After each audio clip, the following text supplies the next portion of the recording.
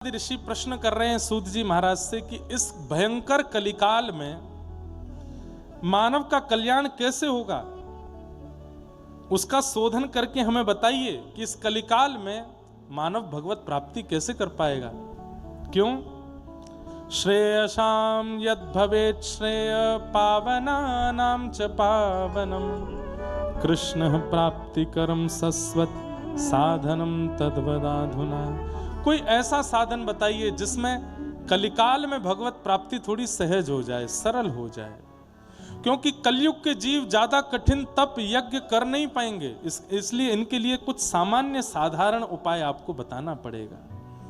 तब सूत जी महाराज ने कहा इस कलिकाल में एक ही उपाय है जिससे भगवत प्राप्ति साधारण और सामान्य सरल हो सकती है।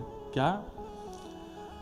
कालव्याल मुखग्रास त्रास निर्णा सहेतवे श्रीमद् भागवतम शास्त्रम कलौकीरेण भाषितम। काल रूपी व्याल के मुख के ग्रास बन के हम आप सब लोग बैठे हैं। हमारे जब चाहें तब प्राण निकल सकते हैं, लेकिन इस भयावह कलिकाल में भी श्रीमद् भागवतम शास्त्रम कलौकीरेण भाषितम, एकमात्र श्रीमद् भागवत शास्त्र है जिसकी सन्निधि में जाकर के, जिसका अवलोकन श्रवण करके आप जीवन में भगवत प्राप्ति के मार्ग पर अग्रसित हो सकते हो। मार्ग पर चलना शुरू कर दो, गंतव्य पे तो पहुंच ही जाओगे। आज नहीं तो कल पहुंचोगे, कल नहीं तो परसों, पर मार्ग श्रीमद् भागवत ही प्रदान करते हैं। इसलिए भागवत का आश्रय लो। हमारे स्वामी श्री हरदास जी महाराज ने भी, जहां पर रस परंपरा की वृहद स्थिति है, वहां स्वामी जी महाराज भी कहते हैं प्रथम सुने भागवत भक्त मुख भगवत वाणी। पहले भागवत सुनो। आजकल वृंदावन आकर के कई बार लोग कीर्तनों से प्रभावित होकर के, भजनों से प्रभावित होकर के, और यहाँ बनने वाले गोपी स्वरूप और चित्रकला मुखमंडल पर होने वाले छापा तिलक से प्रभावित होकर के वृंदावन आ जाते हैं। उन्होंने कभी कथा नहीं सुनी, वो केवल भजन संकीर्तन और इन्हीं भावों में ज्यादा रत होकर के वृंदावन के प्रति प्रेम प्रकट कर लेते हैं। कहीं ना कहीं उन सबके भगवत मिलन में बहुत बड़ी बाधा बन जाती है, बहुत बड़ी एक रुकावट बन जाती है।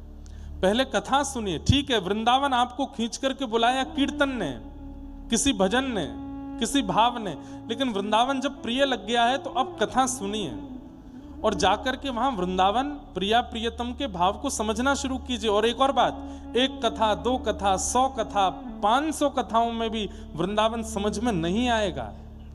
वृंदावन तब समझ में आएगा जब श्री जी चाहेंगे, जब ठाकुर जी चाहेंगे। आप सुनते रहो, जीवन भर सुनते रहो, कथा को हृदयांगित करते हुए सुनते रहोगे तो एक दिन प्रिया जी के चित्त में इच्छा हो जाएगी ताकि आपको यह व्रज का अनुभव हो जाए, और वो अनुभव हो जाएगा। इसलिए प्रथम सुने भागवत, कथा सुनना बहुत जरूरी है। कीर्तन कथा बाद का विषय है। श्रवणम कीर्तनम विष्णु, पहली भक्ति श्रवण है। श्रवण करो, बिना श्रवण के उद्धार नहीं होगा। श्रीमद् भागवतम शास्त्रम कलौकीरेण भाषितम। कलयुग में यही भागवत की कथा है जो कल्याण कर सकती है। तब नारद जी महाराज ने, तब सूत जी महाराज से सौनकादि ऋषियों ने पूछा, कृपा कर इस भागवत की थोड़ी महिमा हमको बताओ, इसका महात्म हमको सुनाओ। तब सूत जी महाराज ने कथा सुनाई। एक बार की बात, नारद जी महाराज बद्रिकाश्रम गए और वहां जाकर के सनत कुमारों से वे मिले। सनत कुमारों ने नारद जी को देख करके कहा, बड़े चिंतित लग रहे हो, क्या बात है?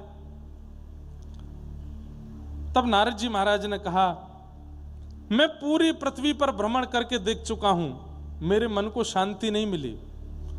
अहम तुम पृथ्वीं यातो ज्ञात्वा सर्वोत्तमामिति पुष्करम च प्रयागम च काशी गोदावरी तथा हरिक्षेत्रे कुरुक्षेत्रे श्रीरंगम सेतुवंदनम एवमादिषु तीर्थेषु भ्रममाण इतस्ततः।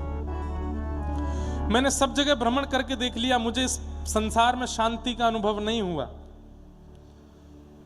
सब उल्टा पलटा है यहां पर। लोग दिखाते कुछ हैं, होते कुछ हैं। बोले क्या देख लिया तुमने ऐसा? तब नारद जी महाराज कहते हैं, सत्यम नास्ति तपः शौचम दयादानम न विद्यते उदर भरिणो जीवा मराका कूट भाषण। सत्यम नास्ति, लोगों के अंदर सत्य नहीं है, बात बात पर झूठ बोलते हैं। सत्यम नास्ति, झूठ के भी बड़े रूप होते हैं। सबसे बोलना एक बात, पर हम लोग कई बार खुद से भी झूठ बोलते हैं। कैसे? किसी ने आकर के आपको कहा कि भाई तुम थोड़े से क्रोधी ज्यादा हो, तो हम उस बात को नकारने में लगे रहते हैं। नहीं, हम क्रोधी नहीं है, तुमको गलत दिखता है, तुमको दोष ज्यादा दिखते हैं, तुम ही ऐसे हो इसलिए हम तुमको ऐसा दिख रहे हैं। ऐसे भाव कह करके हम स्वयं से जब अपने ही अवगुणों को छुपाते हैं, ये स्वयं से झूठ बोलने के समान है। कोई आपके अवगुणों को गिनावे और आप उस अवगुण को स्वीकार ना करके बल्कि उस पर लड़ने लगो, ये एक प्रकार का अपने ही प्रति असत्य संभाषण, अपने आप से ही झूठ बोलना होता है। अपने अवगुणों को स्वीकार ना करना। कई लोगों का स्वभाव होता है कि सामने वाला चाहता है कि मैं इसको बता करके समझाऊं, सुधारूं कि ऐसा ना किया करे, अच्छा नहीं लगता, ठीक नहीं है।